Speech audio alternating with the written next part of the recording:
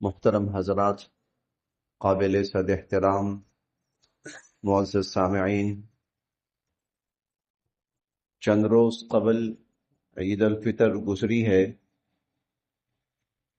اور عید الفطر کی جو گفتگو تھی اس کا ایک حصہ بیان ہوا تھا اور بقیہ حصہ رہ گیا تھا، جو آج کی اس نشست اور اس گفتگو اور اس بیان میں آپ حضرات کے سامنے بیان کرنا ہے۔ اور وہ جو گفتگو شروع ہوئی تھی وہ اس نسبت سے اور اس موضوع پہ شروع ہوئی تھی کہ اللہ رب العزت نے ہم مسلمانوں کو کن کن مضبوط تعلقات کے اندر منسلک فرمایا ہے اور جوڑا ہے۔ مسلمانوں کے تعلقات کی بنیادیں کیا کیا ہیں؟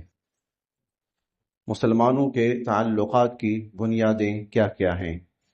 دیکھیں، ہمارا ایک سگا بھائی ہوتا ہے، اس کے ساتھ ہمارا رویہ ایک بالکل مختلف ہوتا ہے، اور ہمارا ایک مسجد کے اندر ملنے والا نمازی ساتھی ہوتا ہے، اس کے ساتھ ہمارا رویہ بھائی کی نسبت بالکل مختلف ہوتا ہے۔ کیوں؟ اس لیے کہ بھائی کے ساتھ جو ہمارا رشتہ ہے اس کی بنیاد کچھ اور ہے، اور باہر ملنے والا جو ساتھی ہے اس کے ساتھ جو رشتہ ہے اس کی بنیاد کچھ اور ہے۔ تو گویا معلوم یہ ہوا تعلق کی جو بنیاد ہوگی اس بنیاد پر تعلق کی شکل واضح ہوتی ہے کہ اس کے ساتھ کیا تعلق رکھنا ہے، اس کے ساتھ کیا رویہ رکھنا ہے۔ فون آتا ہے، بھائی کی طبیعت خراب ہے، ہاسپٹل لے کے جا رہے ہیں، تو کیا ہوتا ہے؟ آدمی فوراً تیار ہوتا ہے، موٹر سائیکل ہے تو موٹر سائیکل نکالتا ہے، گاڑی ہے تو گاڑی نکالتا ہے، نہیں ہے تو سواری کا بندوبست کرتا ہے، کسی بھی طرح فوراً پہنچتا ہے بھائی کے پاس۔ کہاں ہے؟ کس ہاسپٹل میں؟ پہنچو، تم سے پہلے میں پہنچ رہا ہوں۔ اور دوسری طرف اہل علاقہ میں سے کسی کے بارے میں پتہ چلتا ہے اس کی طبیعت خراب ہے، اس کو ہاسپٹل لے کے گئے، اچھا اللہ تعالیٰ صحت تندرستی دے، اللہ پاک خیر کرے۔ کتنا فرق ہے! گویا تعلق کی بنیاد کیا ہے؟ جو بنیاد ہوگی اسی پر تعلق کا برتاؤ ہوگا، اسی کے ساتھ اسی پر ہمارا رویہ ہوگا۔ حضور صلی اللہ علیہ وسلم نے، اللہ رب العزت نے قرآن کریم میں اور احادیث مبارکہ میں مسلمانوں کے تعلقات کی بنیادیں کیا ہیں وہ بیان فرمائی۔ اسی سے پتہ چلے گا کہ ہم نے اپنے مسلمان بھائیوں کے ساتھ کیسا تعلق رکھنا ہے، کیسا برتاؤ رکھنا ہے۔ چنانچہ عید کی گفتگو کے اندر دو چیزیں آپ کے سامنے بیان ہوئی تھی۔ ایک بنیاد ہے اخوت، کہ اللہ رب العزت نے روئے زمین کے تمام مسلمانوں کو، جو زندہ ہیں، جو دنیا سے جا چکے ہیں اور قیامت تک جو آئیں گے، سب کو آپس میں مواخات، اخوت اور بھائی بھائی کے رشتے کے اندر جوڑا اور منسلک فرمایا۔ چنانچہ حضور صلی اللہ علیہ وسلم نے مسلمانوں کا جو ابتدائی تعلق ہے اس تعلق کا آغاز ہی یہاں سے فرمایا۔ آپ مدینہ منورہ تشریف لائے تو مدینہ منورہ میں دو مختلف علاقوں کے لوگ، دو مختلف علاقوں کے لوگ، دو مختلف سوچوں کے لوگ،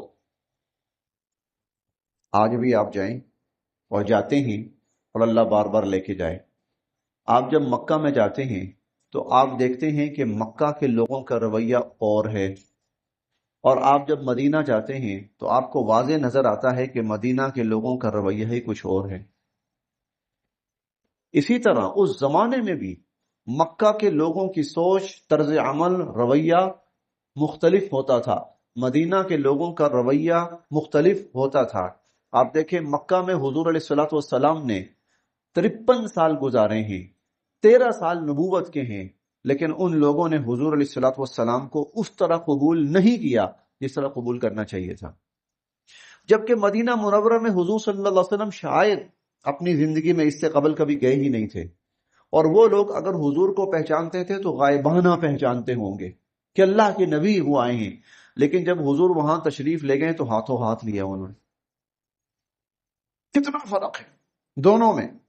اب یہ دو مختلف سوچ کے لوگ اور دو مختلف طرز عمل کے لوگ اور دو مختلف ری ایکشنز کے لوگ، حضور صلی اللہ علیہ وسلم نے ان دونوں کو آپس میں جوڑ دیا، کمال کیا، اور جوڑا ایسے جوڑا، فرمایا تم میں سے اب یہ مکہ والا اور یہ مدینہ والا بھائی بھائی ہو گئے، یہ مکہ والا یہ مدینہ والا بھائی بھائی ہو گئے، یہ مکہ والا یہ مدینہ والا بھائی بھائی ہو گئے، اور وہ ایسے بھائی بنے، پھر ایسے بھائی بنے کہ فرق نظر نہیں آتا تھا کہ سگے ہیں یا دین کی نسبت اور اسلام کی نسبت سے بھائی بنے ہیں، فرق نظر نہیں آتا تھا۔ پھر انہوں نے ایک دوسرے کے لیے جس ایثار کا مظاہرہ کیا، تو وہ ایثار دنیا میں نہ اس سے پہلے کبھی نظر آیا تھا اور نہ قیامت کے بعد اس کے بعد کبھی نظر آ پائے گا۔ جس ایثار کا، حتیٰ کہ بعضوں نے اپنی بیویاں، جن کے پاس ایک سے زائد بیوی تھی، کہا میں طلاق دیتا ہوں، تمہارے پاس کوئی رشتہ نہیں ہے، بیوی نہیں ہے، تو چلو میرے پاس تو دو ہیں نا، تو ایک کو میں طلاق دے دیتا ہوں اور تم اس سے نکاح کر لینا، عدت گزر جائے تم اس سے نکاح کر لینا۔ دیکھیں آدمی چیزیں تقسیم کر دیتا ہے، اچھا میرے پاس یہ دو سوٹ ہیں نا، ایک میں رکھ لیتا ہوں ایک تم رکھ لو، بڑے آرام سے ہو جاتا ہے۔ اچھا میرے پاس یہ زمین ہے نا، کافی بڑی ہے، میں اس کو دو حصوں میں تقسیم کر لیتا ہوں، ادھر میں ہوں ادھر یہ تم لے لو، ہو جاتا ہے۔ میرے پاس دو گھر ہیں، چلو ایک فالتو ہے تو تم رکھ لو، تم وہاں رہائش رکھ لو، تم لے لو، ہو جاتا ہے۔ ہمارے گھروں میں کئی دفعہ ایسا ہوتا ہے، مہمان آتا ہے، یہ رہے گا کتنا عرصہ رہے گا، یہ 2 مہینے رہے گا، ہم اس کو اپنا ایک کمرہ دے دیتے ہیں، کوئی بات نہیں یہ تم رکھو، لیکن رشتہ کوئی تقسیم نہیں کرتا، یہ یاد رکھیے گا، رشتہ کوئی تقسیم نہیں کرتا۔ لیکن یہ حضور صلی اللہ علیہ وسلم نے جس اخوت کی بنیاد ڈالی تھی، اس اخوت کی بنیاد کتنی مضبوط ڈالی کہ لوگوں نے اپنی بیویوں کو کہا کہ میں اس کو طلاق دے دیتا ہوں، اگر تم اس کو اپنے نکاح میں قبول کر لو، عدت گزر جائے گی، تمہارا بھی گھر آباد، میرا بھی گھر آباد۔ یہ مواخات حضور صلی اللہ علیہ وسلم، پہلا تعلق مسلمانوں کے درمیان، اخوت، مواخات، بھائی بھائی بھائی بھائی۔ اسی لیے آپ دیکھیں حضور صلی اللہ علیہ وسلم نے مختلف مواقع پر جب دو مسلمانوں کو بیان کیا نا، اس مسلمان کا اس کے ساتھ تعلق، اس مسلمان کا اس کے ساتھ تعلق، اس مسلمان کا اس کے ساتھ طرز عمل، اس مسلمان کا اس کے ساتھ طرز عمل، تو وہاں جو لفظ استعمال کیا وہ بھائی کا تھا۔ لا يؤمن احدكم حتى يحب لاخيه ما يحب لنفسه، تم میں سے کوئی اس وقت تک مومن نہیں ہو سکتا جب تک کہ وہ اپنے بھائی کے لیے بھی وہی چیز پسند نہ کرے جو اپنے لیے کرتا ہے۔ اب یہاں بھائی سے وہ بھائی مراد نہیں ہے کہ جو نسبی اعتبار سے اور جس کے ساتھ خون کا رشتہ ہے، کہ جس کے وہ بھائی میرے اور اس کے ماں باپ ایک ہیں، وہ بھائی مراد نہیں ہے، بلکہ مسلم سوسائٹی کا کوئی بھی دوسرا فرد جو مسلمان ہے، اس کو حضور نے فرمایا بھائی۔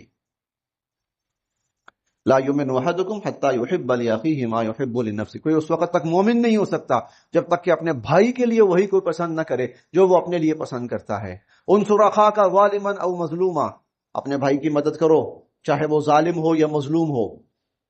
صحابہ کرام نے پوچھا مظلوم کی مدد تو سمجھ میں آتی ہے، اس کو ظالم کے ظلم سے بچایا جائے، مظلوم کی مدد تو، ظالم کی مدد کیسے ہے؟ آپ نے فرمایا اس کو ظلم سے روکو۔ اب یہاں پر بھی بے شک اس کو ظالم کہہ رہے ہیں حضور، دیکھیے گا، بے شک اس کو ظالم کہہ رہے ہیں حضور صلی اللہ علیہ وسلم، لیکن کہہ رہے ہیں بھائی ہے تیرا، منصر اخاک ظالما، تیرا بھائی ظالم ہے، لیکن وہ اخوت والا رشتہ ختم نہیں ہوا، وہ بھائی ہے تیرا۔ اس طرح 20 مواقع پر کونو عباد اللہ اخوانا، اللہ کے بندو بھائی بھائی بنو، اللہ کے بندو بھائی بھائی بنو، کونو عباد اللہ اخوانا، اللہ کے بندو بھائی بھائی بنو، فاصبحتم بنعمتہ اخوانا، اللہ نے تم پر فضل کیا، تمہیں بھائی بھائی بنا دیا۔ پہلی بنیاد اخوت تھی، بھائی بھائی۔ دوسری بنیاد مسلمان کے درمیان، دو مسلمان جتنی بھی امت مسلمہ ہے ان کے درمیان اللہ رب العزت نے، نبی کریم صلی اللہ علیہ وسلم نے محبت کا رشتہ اور تعلق قائم فرمایا، اور یہ محبت اور تعلق جو ہے، مودت، محبت، یہ بغیر کسی دنیاوی غرض اور مفاد کے، بغیر کسی دنیاوی غرض اور مفاد کے، دنیاوی غرض اور مفاد کے لیے تو بہت سے تعلقات وجود میں آتے ہیں، خالصتاً اللہ کے لیے ہو، یہ وہ تعلق ہے جو اللہ رب العزت نے اور حضور صلی اللہ علیہ وسلم نے مسلمانوں کے درمیان پیدا فرمایا۔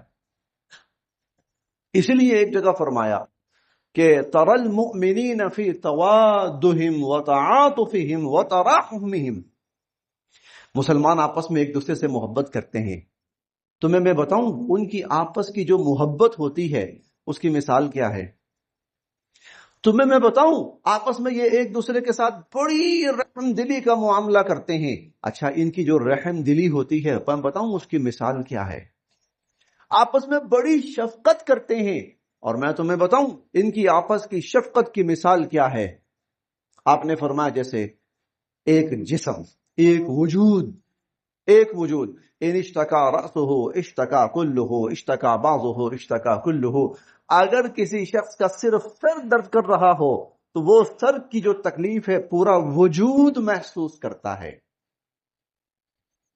سر کی تکلیف، پاؤں کی تکلیف پورا وجود محسوس کرتا ہے۔ فرمایا یہی مثال ہے مسلمانوں کی آپس کی محبت کی، ایک کو تکلیف ہو تو پورا معاشرہ تکلیف محسوس کرتا ہے۔ محبت ہے نا۔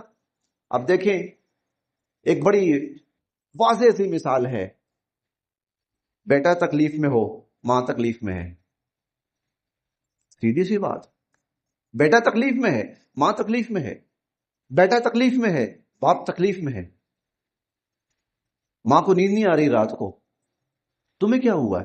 ٹھیک ٹھاک ہو، تمہارا سر درد ہے؟ نہیں۔ تمہاری ٹانگ میں درد ہے؟ نہیں۔ تو پھر کیوں پریشان ہو؟ بیٹا تکلیف میں ہے، بیٹے کی تکلیف ہے، ماں کو نیند نہیں آ رہی، بیٹے کی تکلیف ہے، باپ کو نیند نہیں آ رہی، کئی دفعہ بھائی کی تکلیف ہے، بہن پریشان ہے، وہ بے چین ہے، کہاں بیٹھی ہوئی ہے؟ وہ سعودی عرب میں بیٹھی ہوئی ہے۔ بھائی کہاں ہے؟ لاہور کے اندر ہے، بھائی تکلیف میں ہے اور بہن کو رات کو نیند نہیں آ رہی۔ ہاں، حضور نے فرمایا یہ جو مسلمان ہیں نا یہ آپس میں ایسے ہوتے ہیں، ان کی مثال ایسی ہے۔ یہ دوسری چیز تھی محبت۔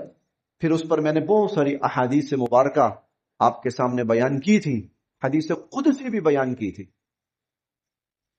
کہ مسلمانوں کا جو آپس کا تعلق ہے اس کی ایک بنیاد محبت ہے، للہ فی اللہ، اللہ کے لیے، کسی دنیاوی غرض کے لیے نہیں۔ وہ بنی اسرائیل کا ایک شخص جا رہا تھا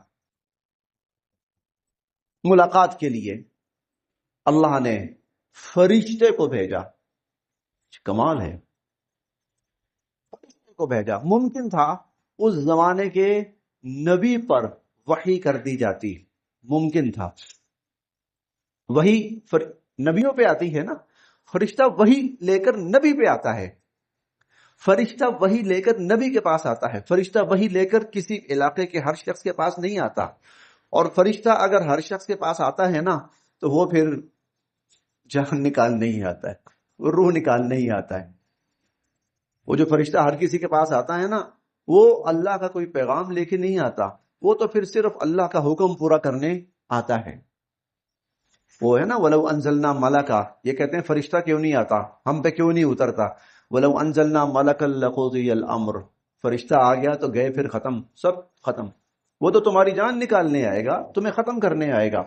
اللہ نبیوں پر وحی نازل فرماتے ہیں کہ تمہاری امت کا یہ شخص، تمہاری امت کا یہ شخص، اس کا یہ کمال ہے، تمہاری امت کا یہ شخص اس نے یہ نیکی کی ہے، یا تمہاری امت کے اس شخص نے یہ غلط کام کیا ہے، یہ برائی کی۔ نبی پہ وحی آتی ہے، لوگوں کے پاس فرشتہ نہیں بھیجا جاتا۔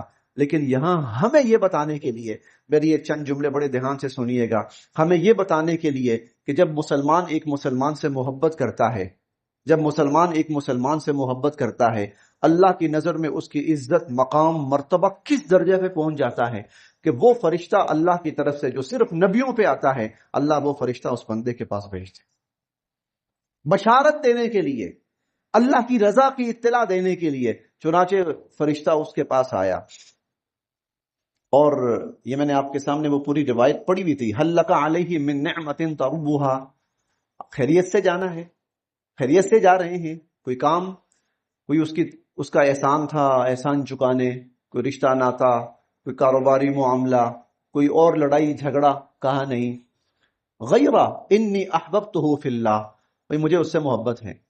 اور محبت کیوں ہے؟ صرف اس لیے کہ اللہ اس کا حکم فرماتے ہیں کہ مسلمان مسلمان سے محبت کرے اور ایمان والا ایمان والے سے محبت کرے۔ فرشتے نے ابھی تک اپنے آپ کو ظاہر نہیں کیا تھا، ابھی تک انسانی شکل میں تھا۔ جب اس نے کہا کہ میں اس سے ملنے جا رہا ہوں، بھائی ہے میرا، دین کی نسبت سے اور صرف اس لیے کہ اللہ کی نسبت سے اس سے محبت کرتا ہوں، اس نے کہا فَإِنِّي رَسُولُ اللَّهِ إِلَيْكَ، اللہ نے مجھے بھیجا ہے تیری طرف، میں اللہ کی طرف سے بھیجا ہوا ہوں تیری طرف، اللہ نے مجھے تیری طرف بھیجا ہے۔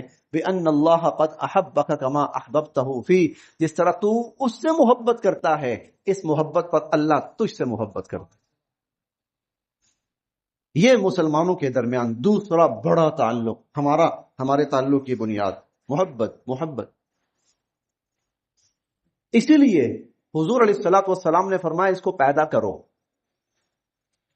یہ پیدا ہوگی نہیں، ماشاءاللہ کبھی لاکھوں کروڑوں میں ایسا ہوتا ہے کہ دو مسلمانوں میں ویسے ہی محبت ہو، لیکن پورے معاشرے کے اندر یہ محبت پیدا ہوگی نہیں، اس کو پیدا کرنا پڑے گا۔ تو اللہ کے نبی کوئی طریقہ ہے تو بتا دیجیے، کوئی طریقہ ہے کہ جس سے سب مسلمانوں میں آپس میں محبت پیدا ہونا شروع ہو جائے اور محبت عام ہونا شروع ہو جائے، اور دلوں سے یہ جو آج کل نفرتیں پڑی ہوئی ہیں نا یہ ختم ہو، اور یہ رنجشیں جو ہیں نا یہ ختم ہو۔ تو حضور علیہ الصلوۃ والسلام نے طریقہ بھی بتا دیا، لا تدخلوا الجنت حتی تؤمنوا، تم جنت میں اس وقت تک داخل نہیں ہو سکتے جب تک کہ تم ایمان والے نہ ہو جاؤ، ولا تؤمنوا حتی تحابوا، ایمان والے نہیں ہو سکتے جب تک آپس میں ایک دوسرے سے محبت نہ کرو، ہر مسلمان دوسرے مسلمان سے محبت کرے، ہر مسلمان دوسرے مسلمان سے محبت کرے، اس وقت تک جنت میں داخل نہیں ہو سکتے جب تک ایمان والے نہ ہو جاؤ، ایمان والے نہیں ہوگے جب تک آپس میں محبت نہ کرو۔ اب حضور نے انداز تبدیل کیا، یہ بات کر کے حضور علیہ الصلوۃ والسلام نے انداز تبدیل کیا، اولا ادلکم علی عمل اذا فعلتموه تحاببتم، تمہیں ایسا کام بتاؤں کرو گے تو محبت پیدا ہو جائے گی، بتاؤں؟ اب سارے متوجہ ہو گئے سب، ہاں یہ تو بڑی اہم بات ہے۔ حضور علیہ الصلوۃ والسلام نے انداز گفتگو تبدیل فرمایا تاکہ ہم متوجہ ہو جائیں، بات بڑی اہم ہے۔ تو اولا ادلکم، بتاؤں تمہیں؟ کیا نہ بتاؤں تمہیں؟ بلا، کیوں نہیں اللہ کے نبی، ضرور بتائیے۔ کیوں؟ اس لیے کہ وہ ہم عمل کریں تو ہمارا ایمان مکمل ہو، اور ایمان ہماری محبت پیدا ہو، اور محبت پیدا ہو تو ایمان مکمل ہو۔ تو حضور علیہ الصلوۃ والسلام نے فرمایا افشوا السلام بینکم، تم آپس میں ایک دوسرے کو خوب سلام کرو۔ افشا سے ہے، افشا کا مطلب ہوتا ہے پھیلانا، جیسے کہتے ہیں نا کسی کا راز افشا کر دیا، راز پھیلا دیا۔ تو افشوا السلام بینکم، سلام کرو نہیں، سلام کو پھیلاؤ آپس میں، سلام کو بڑھاؤ آپس میں، سلام کو زیادہ کرو آپس میں۔ علی من عرفت ومن لم تعرف، جس کو پہچانتے ہو اس کو بھی سلام کرو، اور جس کو نہیں پہچانتے اس کو بھی سلام کرو۔ کیا ہوگا؟ اللہ کے نبی کیا ہوگا؟ فرمایا تمہارے درمیان محبتیں پیدا ہوگی، تمہارے درمیان محبتیں پیدا ہوں گی۔ افشوا السلام، افشا، پھیلاؤ، خوب زیادہ سے زیادہ ایک دوسرے کو سلام کرو۔ اور یہ بھی فرمایا علی من عرفت ومن لم تعرف، جس کو پہچانتے ہو اس کو بھی، اور جس کو نہیں پہچانتے اس کو بھی۔ اور یہ اتنا اہم تھا کہ بھائی مسلمان سلام کریں اور دوسرا اس کو جواب دے، کہ جو ابتدا تھی نماز، ابتدان جو نماز تھی اس کے اندر جماعت ہو رہی ہے، حضور علیہ الصلوۃ والسلام نماز پڑھا رہے ہیں، آنے والا آ کر سلام کرتا تھا اونچی آواز سے، اور وہ سب لوگ حضور صلی اللہ علیہ وسلم سمیت، حضور علیہ الصلوۃ والسلام سمیت جو نماز پڑھ رہے ہیں، جماعت ہو رہی ہے، عین نماز کی حالت میں اور عین جماعت کی حالت کے اندر سلام کا جواب دیتے تھے اس کو۔ حضور علیہ الصلوۃ والسلام بھی دیتے تھے، صحابہ کرام بھی دیتے تھے، سلام کرنے والے کے سلام کا جواب دیتے تھے۔ پھر اللہ رب العزت کی طرف سے اس کے بعد حکم یہ آیا کہ نہیں، قوموا للہ قانتین، اب یہ ہے کہ جب نماز پڑھ رہے ہو تو پھر خاموشی اختیار کرو اور نماز کی حالت میں سلام کا جواب نہ دیا کرو۔ چنانچہ پھر وہ صحابہ، کچھ صحابہ کے واقعات بھی ہیں کہ ہم آئے، نماز ہو رہی تھی، سلام کیا تو جواب نہیں دیا، جواب نہیں ملا۔ وہ صحابی کہتے میں پریشان ہو گیا اور میں یہ سوچنے لگا، لگتا ہے مجھ سے کہیں کوئی غلطی ہوئی ہے، اس لیے میرے سلام کا جواب نہیں دیا، نہ حضور نے دیا نہ اوروں نے دیا، کوئی غلطی ہوئی ہے، کون سی ہو سکتی ہے؟ شاید وہ فلاں دن فلاں بات کہیں وہ تو نہیں تھی، شاید فلاں دن فلاں بات کہیں وہ، کہتے میں اسی ادھیڑ بن میں رہا، حتیٰ کہ جب نماز مکمل ہوئی تو میں تو حاضر ہوا کہ معافی مانگوں، مجھ سے کوئی غلطی ہوئی ہے جو میرے سلام کا جواب نہیں دیا گیا۔ تو جب انہوں نے اپنی بات حضور کے سامنے پیش کی تو حضور نے فرمایا نہیں، اللہ رب العزت نے ہمیں حکم دیا ہے کہ اب نماز کے اندر خاموشی اختیار کیا کرو، اس لیے اب نماز کے اندر سلام کا جواب نہیں ہوگا، البتہ نماز کے علاوہ سلام کا جواب، سلام کرو بھی، سلام کا جواب بھی دو، سلام پھیلاؤ، علی من عرفت ومن لم تعرف، جس کو پہچانتے ہو، جس کو نہیں بھی پہچانتے ان کو بھی سلام کرو۔ حتیٰ کہ سورہ النور کے اندر 18ویں پارے میں اللہ تعالیٰ فرماتے ہیں جب اپنے گھروں میں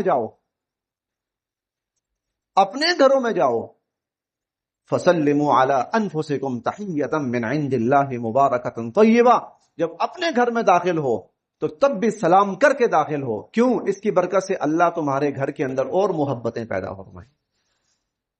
اپنے گھر کے اندر بھی کسی اور کے گھر میں جاؤ، لا تدخلوا بیوتا غیر بیوتکم حتی تستأنسوا وتسلموا علی اہلہا، جب تک سلام نہ کر لو کسی کے گھر میں داخل نہ ہو، کیوں؟ تاکہ محبتیں عام ہوں، جتنا سلام پھیلے گا اتنی محبت پیدا ہوگی، اور اللہ تعالیٰ چاہتے ہیں مسلمانوں کے درمیان محبت پیدا ہو، اسی لیے اللہ چاہتے ہیں کہ مسلمان ایک دوسرے کو خوب سلام کریں، سلام کا رواج کریں۔ اتنی تلقینیں ہیں حضور صلی اللہ علیہ وسلم کی اس پر، کیوں؟ اس لیے اس کا جو نتیجہ نکلتا ہے نا وہ بڑا پیارا ہے، اور نتیجہ کیا ہے؟ مسلمانوں کے درمیان آپس میں محبت پیدا۔ یہ دو بنیادیں ہو گئی ہمارے آپس کے جو تعلقات ہیں۔ نمبر 1 اخوت، بھائی بھائی، ہم سب بھائی بھائی ہیں۔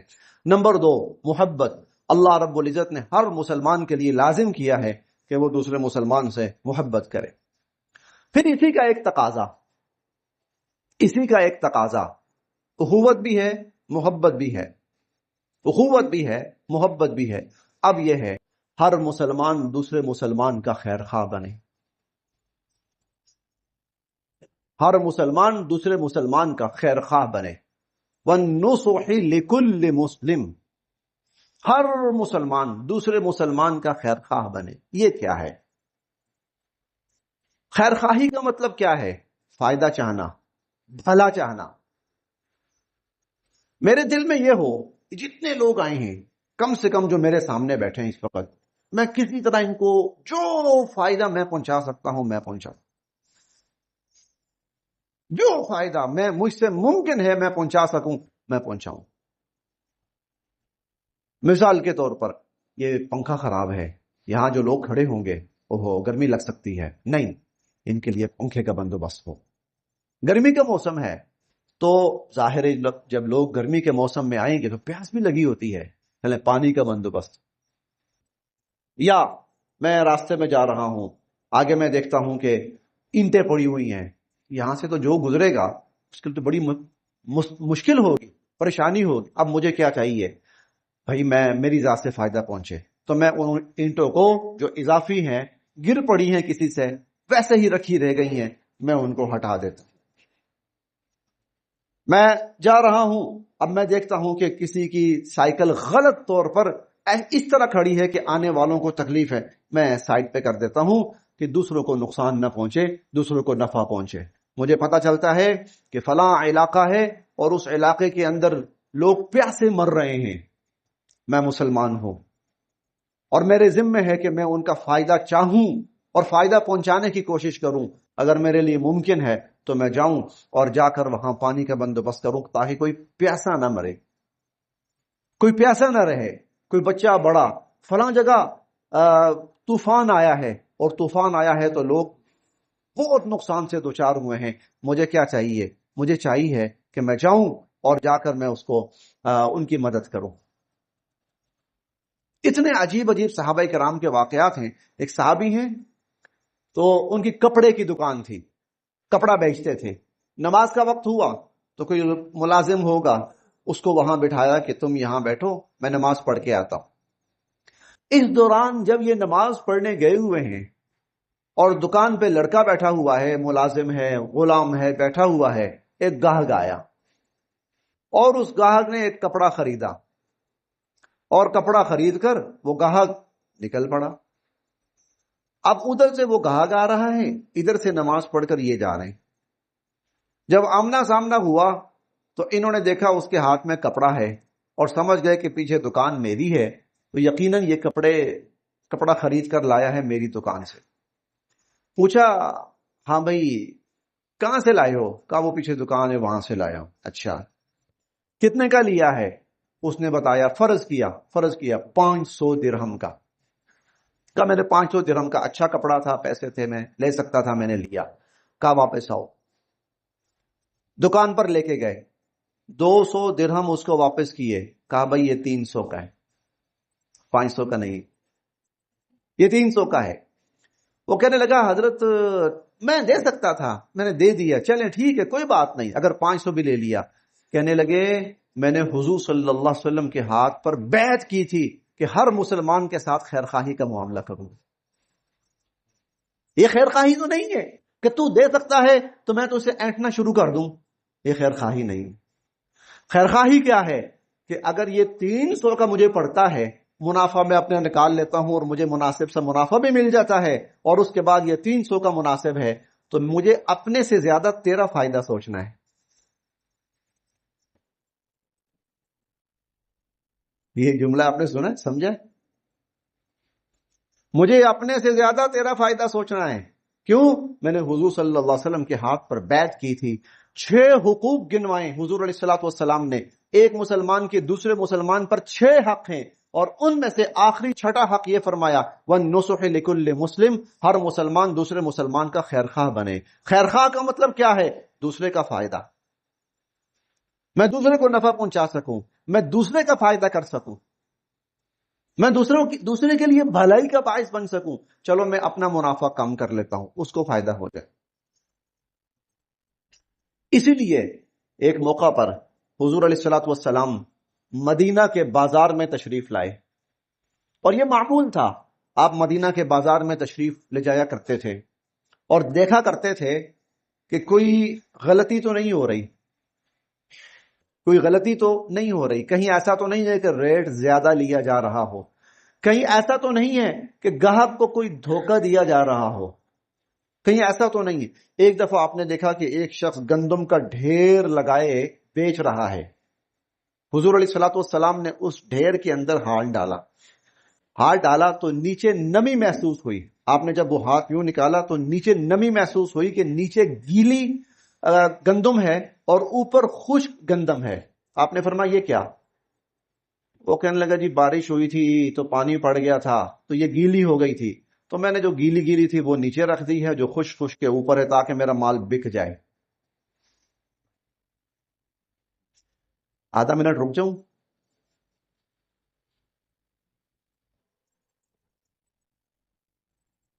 ذرا سوچیں نا، پوری مارکیٹ، ہم پورے پاکستان، یہاں حضور ہمیں کیا کہنے لگے؟ اب اس بندے کو سامنے نہیں رکھنا کہ اس کو حضور علیہ الصلوۃ والسلام نے کیا فرمایا تھا کہ جس نے نسبتاً گھٹیا چیز نیچے رکھی اور اچھی چیز اوپر رکھی، تاکہ آنے والا دھوکہ کھائے اوپر کی اچھی چیز دیکھ کر اور ساری چیز خرید لے، اوپر کی اچھی چیز دیکھ کر دھوکہ کھائے اور نیچے کی کمتر چیز بھی خرید کر لے جائے۔ حضور علیہ الصلوۃ والسلام نے اس کو نہیں، اب ہم نے اپنے آپ کو سامنے رکھنا ہے۔ ہمیں کہا، کیا کہا؟ من غشنا فلیس منا، جس نے کسی مسلمان کو اس طرح دھوکہ دیا نا، اس کا ہم سے کوئی تعلق ہی نہیں۔ فلیس منا، اس کا ہم سے کوئی تعلق ہی نہیں ہے۔ تو مسلمان کو نفع پہنچائے، اس کو کیا چاہیے؟ وہ دونوں گندم الگ کر دے، بھائی اس کو پانی لگ گیا، ٹھیک ہے، اس کا تھوڑا سا ویٹ بڑھ گیا ہوگا، اس کا ریٹ یہ ہے، یہ بالکل خشک ہے، اس کا ریٹ یہ بالکل ٹھیک ہے، یہ بالکل ٹھیک ہے، وہ سامنے رکھ کے بیچ رہا ہے، کوئی نقصان نہیں پہنچانا چاہ رہا، دھوکہ نہیں دینا چاہ رہا، بلکہ نفع پہنچانا چاہ رہا ہے، چلو کوئی شخص یہ لے جائے، اس کو اس میں فائدہ ہو جائے۔ وَالنُّصُحِ لِكُلِّ مسلم، ہر مسلمان دوسرے مسلمان کا بھلا چاہنے والا بنے، ہر مسلمان دوسرے مسلمان کو، اسی لیے حضور علیہ الصلوۃ والسلام نے ایک موقع پہ فرمایا تھا کہ اگر کوئی شخص پڑوسی ہے تو خبردار کوئی پڑوسی اپنے مکان کی تعمیر اس طرح نہ کرے کہ دوسرے پڑوسی کی دھوپ یا اس کی ہوا روک جائے، دوسرے کی ہوا کیوں؟ ارے بھائی سوچو، ٹھیک ہے میں تو اپنا فائدہ سوچتا ہوں، لیکن اپنے سے پہلے میں نے اس کا فائدہ سوچنا ہے، اس کو کوئی نقصان نہ پہنچ جائے، کہیں اس کی ہوا نہ رک جائے، کہیں اس کی دھوپ نہ رک جائے، کہیں اس کا سایہ وہ نہ خراب ہو جائے۔ تو وَالنُّصُحِ لِكُلِّ مسلم، یہ تیسرا حق ہوا۔ چوتھا حق، ہمارے تعلق کی بنیادیں، بھائی بھائی، محبت، خیر خواہی۔ چوتھا، ہر مسلمان دوسرے مسلمان کے لیے سچے دل سے دعا کرے، ہر مسلمان دوسرے مسلمان کے لیے سچے دل سے دعا کرے، یہ ایک مسلمان کا دوسرے مسلمان پر حق ہے۔ ایک بڑی عجیب حدیث مبارکہ ہے، یہ حضرت ام دردہ رضی اللہ عنہا نقل فرماتی ہیں، کہتی ہیں حضور علیہ الصلوۃ والسلام نے فرمایا من دعا لأخیہ المسلم بظہر الغیب، اگر کسی مسلمان نے دوسرے مسلمان کی عدم موجودگی میں اس کے لیے دعا کی، اچھا جو لفظ ہے وہ ہے لأخیہ المسلم، اپنے مسلمان بھائی کے لیے، میں پھر اس بھائی کے لفظ پہ آ رہا ہوں، اس کی عدم موجودگی میں دعا کی، ایک مسلمان نے دوسرے مسلمان کے لیے، اس کی عدم، مسلمان بھائی کے لیے اس کی عدم موجودگی میں دعا کی۔ یہاں جو لفظ ارشاد فرمایا حضور علیہ الصلوۃ والسلام نے، میں نے وہ آپ کو سنانا ہے۔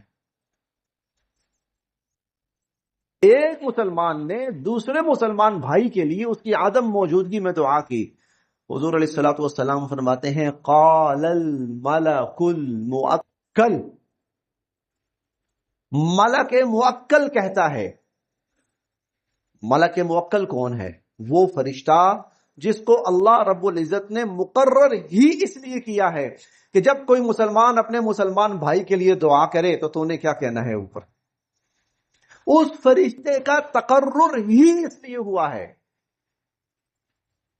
جیسے موت کے فرشتے کے بارے میں آتا ہے وکل بکم، کہ موت کا فرشتہ مقرر کیا گیا ہے، اس کا کام کیا ہے؟ روح نکالنی ہے۔ اسی طرح یہ فرشتہ مقرر کیا گیا ہے، کیوں مقرر کیا گیا ہے؟ جب بھی کوئی مسلمان بھائی اپنے مسلمان بھائی کے لیے اس کی عدم موجودگی میں اور اس کی غیر حاضری کے اندر دعا کرے تو تم نے آگے سے جواب دینا ہے، تم نے آگے سے کہنا ہے، کیا کہنا ہے؟ قال الملک الموکل آمین ولک بمثل، فرشتہ دو جملے کہتا ہے پہلی بات کہ میں تیری اس دعا پہ آمین کہتا ہوں۔ یہ فرشتہ اپنی طرف سے آمین نہیں کہہ رہا، یہ فرشتہ اپنی طرف سے آمین نہیں کہہ رہا، بلکہ یہ فرشتہ اس لیے آمین کہہ رہا ہے کہ اللہ نے اس کی ذمہ داری لگائی ہے کہ جب بھی کوئی مسلمان اپنے مسلمان بھائی کے لیے دعا کرے تو آمین کہے اس پر۔ جی اندازہ لگائیے، میں دعا کرتا ہوں میرا فلاں بھائی وہاں گیا ہوا ہے، یا اللہ اس کا سفر خیر خیریت سے پورا فرما دے، وہ خیر خیریت سے اپنی منزل پہ پہنچ جائے، یا اللہ وہ پریشانی میں تھا، فرشتہ آ گیا، جی فرشتہ آ گیا، کیوں آیا؟ اللہ نے ڈیوٹی لگائی ہے، وہ اپنے بھائی کے لیے دعا کر رہا ہے، چل پہنچ۔ کیا کہنا ہے؟ پہلی بات آمین، اللہ اس کی دعا قبول فرما، وہ خیریت سے پہنچ جائے، اللہ قبول فرما کہ وہ خیریت سے پہنچ جائے۔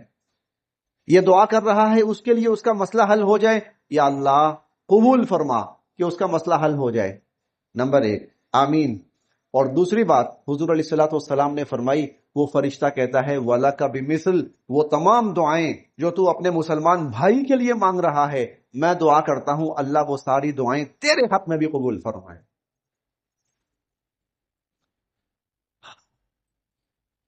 بد دعائیں دینے والے نہیں ہیں. مسلمان بد دعائیں دینے والا نہیں ہوتا مسلمان بھائی کو. مسلمان بھائی کو بد دعا دینے والا نہیں ہوتا. مسلمان بھائی کو دعا دینے والا ہوتا. مسلمان بھائی کو دعا دینے والا ہوتا ہے. مسلمان بھائی کے ساتھ تعلق داری یہی ہے کہ وہ دعا دے، بد دعا نہ دے. اور جب دعا دیتا ہے، اور خاص طور پر اگر وہ کسی کی عدم موجودگی میں دعا دیتا ہے، اللہ کی طرف سے مقرر شدہ فرشتہ ہاتھ اٹھا کے کہتا ہے آمین وَلَكَ بِمِثْلِ، اللہ اس کی دعا قبول بھی فرما اور یہ ساری دعا اس کے حق میں بھی قبول فرما. یہ کتنا بڑا عمل ہے، کتنا بڑا عمل ہے. مسلمان کے لیے دعا کریں بھائی، کیا کریں گے نا انشاءاللہ، کیا کریں. فرشتوں کی دعا لینی ہے نا تو اپنے مسلمان بھائیوں کے لیے دعا کریں. اور فرشتہ بھی وہ جس کو اللہ نے مقرر کیا ہے اس کام کے اوپر.